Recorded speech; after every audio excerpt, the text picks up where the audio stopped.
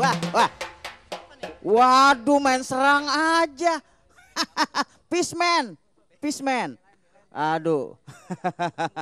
Aduh, pemirsa.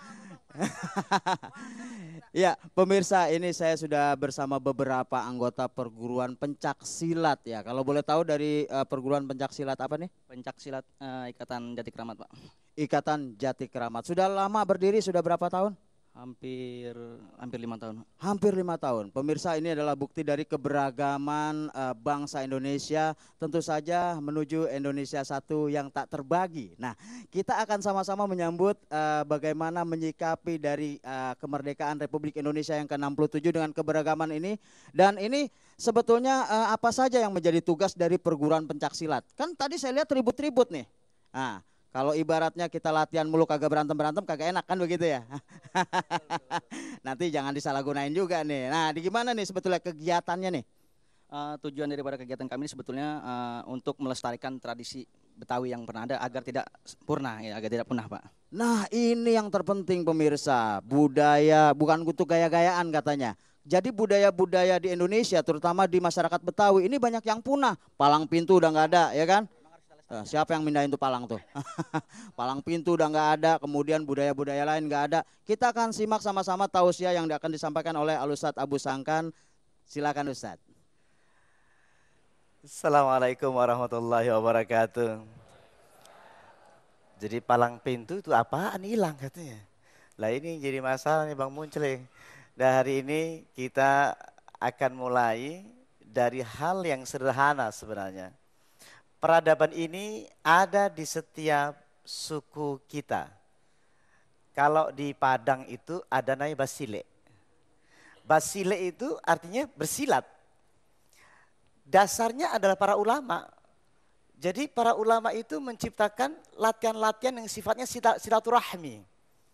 Bukan untuk berantem, kata orang awak itu bilang, bukan untuk basabong, tapi basambuang. Sambuang hati jo hati. Nah, itu kecenya bagi.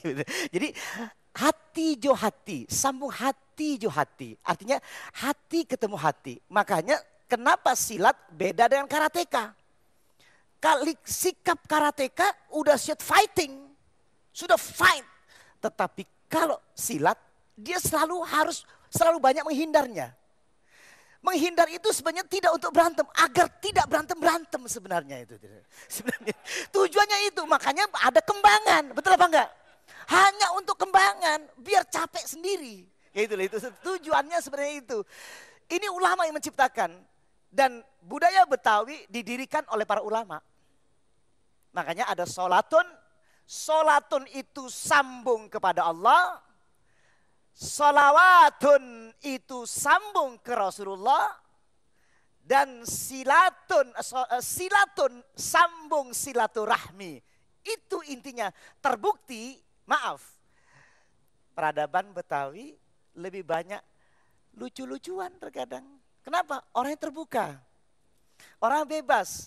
Kebebasan orang Betawi menerima seluruh suku yang ada di Indonesia tampak sekali. Ada Jawa, pasti itu ya. Ada Sunda, ada Ambon, ada Sulawesi, Manado, seluruhnya ada di sini. Dari Papua pun di sini dan tidak diganggu. Ini bukti keterbukaannya. Bukti keterbukaan ini yang saya katakan, tapi kadang-kadang kita takut. Takutnya apa? Karena pakaiannya hitam-hitam kadang-kadang. Sebelum saya tanya, pinjam ini. Bang, saya mau nanya kenapa sih orang Betawi suka pakai hitam-hitam itu aja saya. Kadang-kadang agak ngeri juga ngelihatnya. Jadi kalau pakaian hitam kan lambang dari kegagahan gitu. Jadi setiap orang memakai pakaian hitam dilihatnya kan kelihatan beda. Tapi bukan berarti tampang itu galak, hatinya tidak segalak dengan tampangnya. Itu. Iya. Dan kita sebagai orang Betawi, ya, di sini sebetulnya tidak ada untuk dia bilang orang mana-mana itu jangan merasa takut yang namanya ada di ini Betawi dengan lihat tampang orang itu. Dan prinsip orang Betawi kerempukan itu tetap terjaga Bang ya? Nah, kerempukan itu tetap selalu terjaga. Itu apa bukan itu hanya kalau bahasa kita apa itu? Kalau bahasa kita ini bahasa Indonesianya ya, bahasa internasional itu rempuk itu bersatu. Bersatu. Ya. Jadi kita menyatukan kekeluargaan itu, kita satukan visi dan hati dan pemikiran. Dari dasar silaturahmi tadi. Dari dasar silaturahmi ya kita satukan, kerempukan ini kita satukan. Ya. Jadi kita satukan itu bukan hanya menyatukan salah satu orang Betawi orangnya aja. Ya. Jadi bukan orang Betawi aja yang kita satukan. Jadi semua etnis, ras yang ada di tanah Betawi, di tanah Betawi. Yang ada di tanah Betawi alias Jakarta itu yuk kita bergabung. Kita satukan hati dan pemikiran. Jadi semuanya bukan berarti kita menyatukan hanya kelompok. Jadi pemikiran pun kita satukan. Bagaimana agar ke depan ini kita lebih sama-sama maju. Iya, itu. Mestinya kita harus saling mengenal. Lita'arofu sebenarnya. Iya. Terima kasih Bang Ahyar. Terima kasih. Alhamdulillah, dasar-dasar prinsip ini ada di Jawa, ya ada juga di Padang. Semua dasarnya menggunakan konsep Al-Quran sebenarnya. Yang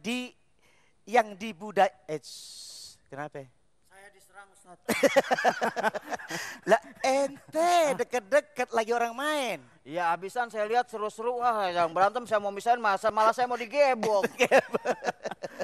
Itu orang Betawi. Orang Betawi. Sukanya itu bercanda. Bercanda. Makanya main-main. Tadi kita ceritakan bahwa seperti apa candaan permainan-permainan. Makanya saya bilang kalau orang karateka bertinju niatnya sudah berantem. Fisik itu sudah niatnya mukul orang. Lihat kalau silat selalu banyak gerakan. Iya betul. Jadi tujuannya tidak berantem. Begitu dipukul dia masih begini. Waduh. Dipukul lagi begini lagi. Dari pagi sampai sore begini-begini aja. Terus begitu. Ya, emang tujuannya begitu. Makanya ada lah tujuannya bukan berantem. Oh, gitu. Sambung rasa. Silaturahmi. Nah ini kita kembalikan tujuan para ulama menciptakan silat. Iya. Jadi basile jadi basambuang. Nyambung bukan basabung. Itu.